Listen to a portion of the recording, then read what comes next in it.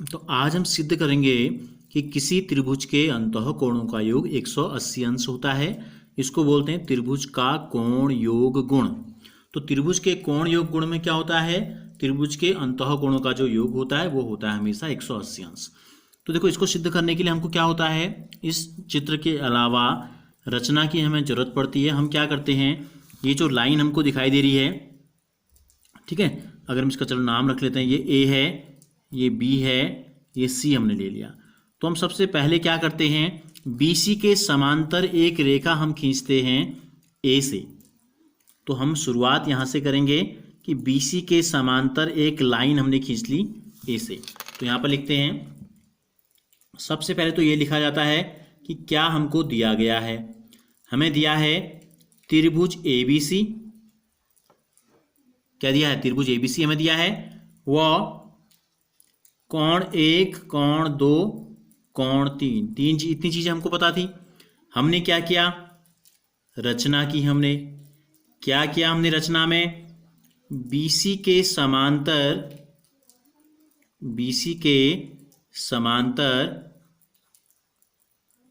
बिंदु A से एक रेखा खींचने पर ये हमने रचना कर दी। अब देखो क्या होता है, ये का नाम हम ले लेते हैं, कुछ नाम हम रख लेते हैं। चलो, इसका नाम हमने रख लिया M, इसका नाम हमने रख लिया N। ये हमने एक रेखा खींच दी BC के समांतर। अब ये दोनों रेखाएं क्या हैं? समांतर हैं। हल की तरफ बढ़ते हैं, हम सिद्ध करना है हमको इसको, ठीक है। तो क्या है, देखो ये दो रेखाएं समांतर हैं। यहाँ पे हम ड्रॉ कर लेते हैं दोबारा, छोटा सा एक चित्र समझने के लिए। देखो ये दो रेखाएं हैं समांतर, और ये है एक तिर्यक रेखा। ये रेखा BC है, ये इसको हमने MN माना है। और ये जो है देखो AC क्या है? एक तिर्यक रेखा है। देखो ये कोण 3 दिया है, ये वाला कोण हमको दिया है 3, ये कोण हमें 3 दिया है। तो जब दो समांतर रेखाओं को एक तिर्यक रेखा काटते हैं तो इस प्रकार क्या होता है, अंतः एकांतर कोण बराबर होते हैं। तो ये 3 है, तो ये वाला कोण भी कितना हो जाएगा? 3 हो जाएगा। यानी कि कौन सा? ये वाला कोण क्या हो गया? ये 3 था, तो ये भी 3 हो गया। अब इसी प्रकार जब हम इस तिर्यक रेखा को लेते हैं, देखो ये जब तिर्यक रेखा हमने ले ली तो क्या होगा, ये वाला जो कोण है 2, अंतः एकांतर कोण बराबर होते हैं, तो ये वाला कोण भी 2 हो जाएगा। ये वाला कोण भी क्या हो गया? 2 हो गया। अब हम इसको लिख लेते हैं, क्या लिखेंगे, चूंकि BC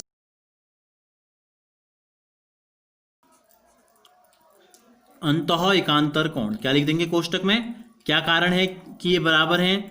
अंतः एकांतर कोण। तो इतना समझ में आ गया होगा। अब हम देखें क्या है, देखो यहाँ पर एक रेखा है, ये हमने एक लाइन ली, यहाँ 1, 2 और 3 तीनों कोण बन रहे हैं। ये एक लाइन, और इस लाइन के एक बिंदु पर एक तरफ कितने कोण बन रहे हैं? ध्यान से देखो, यह है 1, यह है 2 और यह है 3 बन रहे हैं। तो क्या होता है, एक रेखा के एक तरफ एक बिंदु पर बने हुए कोण जो होते हैं, इनका योगफल होता है 180। कोण 1 धन कोण 2 धन कोण 3 बराबर 180 अंश। समीकरण नंबर 2। कारण क्या है, रेखा के एक ओर बने कोण, रेखा के एक ही ओर बने कोण। तो क्या आ गया, 1 धन 2 धन 3 को जोड़ के कितना आ गया? 180 अंश आ गया। इस चित्र में देखो ध्यान से, तो 1, 2, 3 क्या है? अब इस त्रिभुज में आ जाओ, जो त्रिभुज हमको दिया गया था, देखो 1, 2, 3, 1, 2, 3, ये इस जो त्रिभुज हमको दिया गया था इसके अंतः कोण है। और क्या निष्कर्ष निकाला हमने, 1, 2 और 3 को जोड़ के कितना आ रहा है? 180 अंश आ रहा है। तो लिख देंगे, इसलिए हमें, ठीक है, या हमने प्राप्त किया,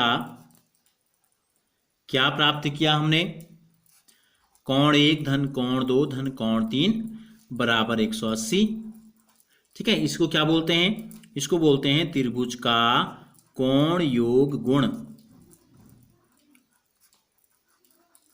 और ये जो हमको प्रूफ करना था ये प्रूव्ड भी हो गया, सिद्ध भी हो गया। ठीक हो गया। अब इसके अलावा क्या होता है, एक चीज इसमें आपसे और पूछी जाती है, इससे संबंधित है कि त्रिभुज का बहिष्कोण का त्रिभुज के अंतःकोण से क्या संबंध है।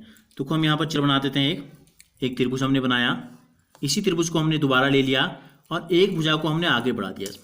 देखो ये ए था, ये बी था, ये है सी, इसको हमने मान लिया डी। ठीक है, ये कोण 1, ये कोण 2, ये कोण 3, इस कोण को हम मान लेते हैं 4, इस कोण को हम क्या मान लेते हैं 4 मान लेते हैं। उस त्रिभुज में हमने आगे एक बहिष्कोण बना दिया। अब आप देखो कि इस रेखा, ये एक रेखा है और इस रेखा पे एक किरण खड़ी है, ये 3 है और ये 4 है। तो कोण 3 और कोण 4 को अगर हम जोड़ेंगे तो हमें कितना प्राप्त होगा, 180 अंश। समीकरण नंबर 3 ले लेते हैं। क्यों, रैखिक युग्म, ये दोनों क्या बना रहे हैं, 3 और 4 रैखिक युग्म बना रहे हैं। तो समीकरण नंबर 3 में देखो क्या, 3 में 4 जोड़ के 180 आता है, और समीकरण नंबर 2 जो हमको प्राप्त हुआ, 1, 2 और 3 को जोड़ के 180 आता है। इन दोनों की तुलना कर लेते हैं समीकरण 1 व 2 से। देखो 4, 3 धन 4 बराबर 180, यहाँ कितना है 3 धन 1 धन 2 बराबर 180। यहाँ 3 में 4 जोड़ के 180 आता है, यहाँ 3 में 1 और 2 जोड़ के 180 आता है। तो इसका मतलब 1 और 2 का मान किसके बराबर है, 4 के बराबर है। इसलिए से कोण 4 बराबर कोण 1 धन कोण 2। तो कोण 4 क्या था, त्रिभुज का बहिष्कोण किसके बराबर आया, इसके बगल वाले कोण को अगर छोड़ दें तो सामने के दो कोणों के योगफल के बराबर आया। तो इसको हम लिखते हैं कि त्रिभुज का बहिष्कोण, ये एक प्रमेय और आपका सिद्ध हो गया कि त्रिभुज का बहिष्कोण, कोण हमने लिए ये बगल वाला है, ठीक है, सामने के कौन से हैं, ये वाले अंतर के, इसके 3 कोण हैं अंदर, इसके जिस त्रिभुज का ये बहिष्कोण है उसमें 3 कोण हैं अंदर, तो इसके बगल वाले को अगर छोड़ दें तो 2 जो बचेंगे इनको हम बोलेंगे सामने के। तो ये प्रमेय किसी त्रिभुज के अंतःकोणों का योग 180 अंश होता है। इसके जस्ट बाद आपकी किताब में दिया गया है, आपसे ये भी कभी हल करने के लिए पूछा जा सकता है। तो इस पहले आप क्या करेंगे, इसको हल करेंगे, फिर उससे आप ये रिजल्ट निकालेंगे।